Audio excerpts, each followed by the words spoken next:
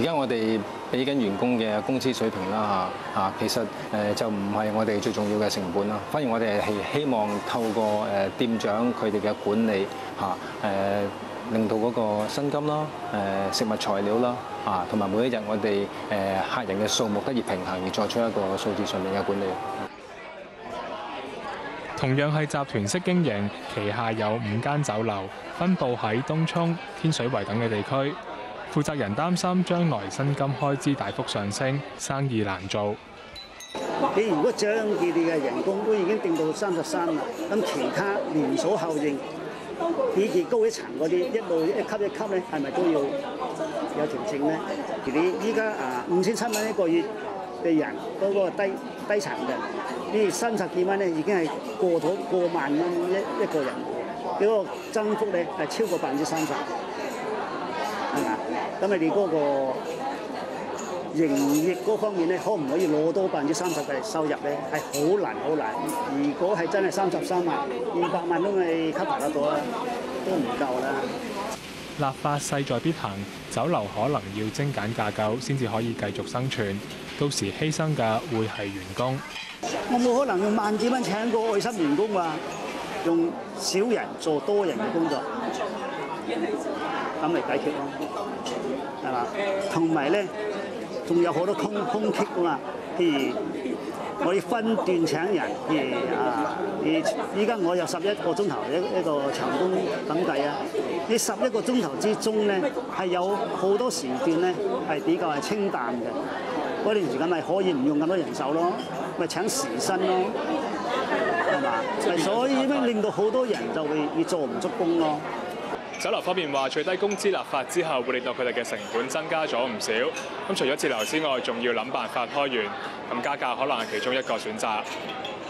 亞洲電視記者曾廣宇報導。再睇睇金海國際旅遊旗下旅行團嘅導遊強迫內地旅客買嘢同埋責罵佢哋嘅事件。旅遊事務專員容偉雄表示啦，今次係嚴重違規嘅事件，除咗要處分有關導遊之外，旅行社亦都唔能夠推卸責任。我哋認為呢一個係非常之嚴重嘅違規，咁我哋覺得咧，旅遊業議會嘅規條委員會咧，其實應該係要認真考慮去撤銷有關個導遊嘅資格。咁另一方面，有關嘅旅行社咧，如果個導遊喺接待旅行團嘅時候有違規嘅情況咧，其實旅行社亦都唔係可以推卸佢嘅責任。喺呢方面咧，我哋亦都係責成咗旅遊業議會去繼續進行對個旅行社嘅責任嗰個調查嘅工作。有任何嘅違規嘅情況咧，旅遊業議會咧亦都應該係去嚴肅去處理。睇啲其他嘅消息，泰國經歷早前嘅騷亂，除咗重創曼谷旅遊業，其他地區好似泰北一帶亦都受到影響。喺泰北一啲民族村工作嘅村民，希望當地嘅旅遊業盡快復甦，改善生計。卓麗文去睇過。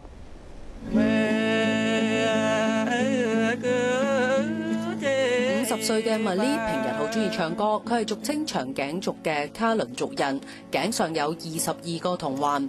原本住喺泰北同埋緬甸邊境，1年前被僱用到泰北清萊5族部落少數民族村，俾遊客影相，亦都喺呢度織布售賣。但係平日嚟到呢度嘅旅客唔多，織起嘅布好耐都賣唔出。雖然收入唔穩定，但係Mali覺得總好過喺鄉下冇收入。呢個民族村所有村民咧都係被僱用翻嚟㗎，咁佢哋前鋪後居，呢度咧冇水冇電，咁所以咧生活都幾艱苦㗎。好似阿基咁，同個女喺呢度住同埋做嘢。佢話：如果生意好嘅話，每日有100-200泰銖嘅收入，即係港幣20幾到50蚊。佢哋住嘅屋都好簡陋㗎，冇乜嘢家具。咁食都好慳，呢碗幾蚊港幣嘅雞肉已經夠兩母女食幾餐。咁着上亞卡族服飾嘅阿基，其實唔係亞卡族人嚟㗎，亦都唔識講亞卡族話，純粹為咗戶口嚟打工，咁扮亞卡族人。我喺清邁住㗎，喺呢一度賣嘢賣咗2年，我唔係呢一度嘅人。正式亞卡族嘅服飾其實唔係我而家着緊嘅呢一種，係全部都係銀嚟㗎。我哋係因為喺呢一度賣嘢，所以先至着類似嘅民族衫。咁佢話希望可以賺多啲錢，咁同個女嘅生活可以得到改善。亞洲電視記者蔡麗文喺泰國報導。美國墨西哥灣漏油事件近3個月，油公司終於成功用新嘅節油罩封住咗海底漏油嘅位置，暫時冇再有原油係流出，但係仍然要觀察成效。林永雄報導。工程人員關閉咗節油罩嘅活塞之後，再冇原油流出，油井四周嘅海水回復清澈。英國石油公司幾日前拆除咗舊嘅控制漏油裝置，換上新嘅節油罩，成功阻止油井噴出原油。但呢個只係解決問題嘅第一步，之後仲要觀察節油罩封住井口之後，會唔會令油井四周圍出現新嘅漏油點。工程人員要用48個鐘頭量度油井裏面嘅壓力。如果壓力增加就係好現象，代表油井結構完好無缺，只會喺頂部漏油，原油可以由節油罩全部收集。但如果油井嘅壓力低，就代表原油可能由油井嘅四周圍繼續漏出。英國石油公司租用嘅鑽油台4月20號喺墨西哥灣爆炸沉沒，之後鑽油台下面嘅油井不斷噴出原油，污染美國沿岸多個州份，造成美國有史以嚟最嚴重嘅生態災難。油公司2個多月嚟試過好多方法，起初喺海面設置隔油帶，又用過化油劑，不過呢都只係治標唔治本。之後用過控油罩，但係唔成功，又試過用滅頂法將重嘅液體打入油井，再注入水泥，希望封住井口，但係都失敗。到而家油井終於首次唔再漏油。如果順利嘅話，英國石油公司稍後會用喉管接駁節油罩同埋海面嘅船隻，抽走節油罩裡面收集到嘅原油，同時繼續鑽2個減壓井，通過減壓井去油井嘅底部灌注泥漿同埋水泥，徹底堵塞油井。到時呢一場生態災難先至有望結束。但點樣回復受污染嘅生態，相信仲係要一段時間。亞洲電視記者林永雄報導。喺世界盃賽事期間，準確預測8場賽果嘅八爪魚保羅風頭依然強勁，唔少博彩公司同埋海洋動物園都想揾佢做生招牌。連奪世界盃冠軍嘅西班牙亦都唔例外，馬德里動物園都向佢招手。保羅會唔會移民呢？陳靜婷講下。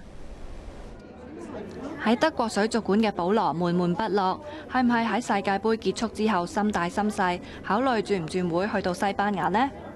西班牙馬德里嘅動物園對於喺世界盃之中準確預測西班牙奪冠嘅八爪魚保羅好有興趣，想羅致佢去到西班牙。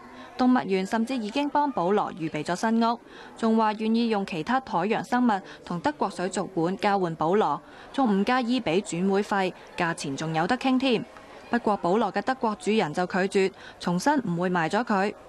呢一隻係英國出世嘅八爪魚，喺南非世界盃中預測8場賽果，場場估中，成為全球話題。但喺世界盃結束之後，就宣布光榮隱退，唔再估波。風頭一時無兩嘅保羅，繼獲得大力神杯，嘉許佢嘅預測能力之後，最近被西班牙一個城市封為榮譽市民。該市市長稍後就會親自去到德國向保羅頒發勳章。亞洲電視記者陳靜婷報導。近日歐洲多國以至亞洲都受到熱浪襲擊，令到人再度關注全球暖化嘅問題。美國當局嘅氣象數據就顯示，上個月係地球有史以嚟最熱嘅6月。韓英瓊報導。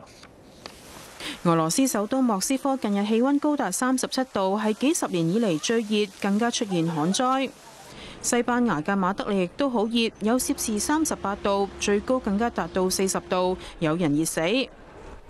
北京踏入盛夏一樣熱浪逼人，30幾40度嘅高溫之下，居民唯有設法消暑。到底地球係咪發緊燒呢？美國負責監察氣候嘅國家海洋暨大氣總署公佈嘅數據顯示，上個月係地球有紀錄以嚟最熱嘅6月份。上個月全球海面同埋陸地嘅平均溫度係攝氏16.2度，比20世紀平均溫度高咗0.68度，幅度相當明顯。總署話，氣溫高於平均呢個現象近幾個月蔓延全球。以秘魯、美國中部同埋東部，以至係東亞同埋西亞最明顯。北京氣候中心亦都發現，內蒙古、黑龍江同埋吉林今年6月係1951年以嚟最溫暖㗎。而北極海面冰層嘅面積6月份有1090萬平方公里，比過去20年平均少咗1成，係1979年以嚟北極冰層面積最少嘅6月份。聯合國世界氣象組織今個月初警告，帶嚟水災同埋風災嘅拉尼娜現象可能喺今年嘅7、8月形成。喺拉尼娜嘅現象下，赤道太平洋海水會異常變冷，會為東南亞帶嚟暴雨同埋風災，大西洋亦都會遭遇更多嘅颶風吹襲。亞洲電視記者韓燕瓊報導。返嚟本港，1號戒備信號仍然生效，康森已經增強為颱風。天文台話，當康森進一步遠離香港嘅時候，1號戒備信號就會取消。我哋預料咧，康森將會喺今晚咧喺呢個海南島嘅西南部咧係掠過嘅，並且係逐漸咧係遠離本港嘅。咁但係現時本港嘅西南部嘅高地咧，仍然都係吹緊強風嘅。咁所以咧，我哋要等咧呢個本港嘅風力咧係逐漸係減弱嘅時候咧，我哋就會係取消呢個1號嘅戒備信號㗎啦。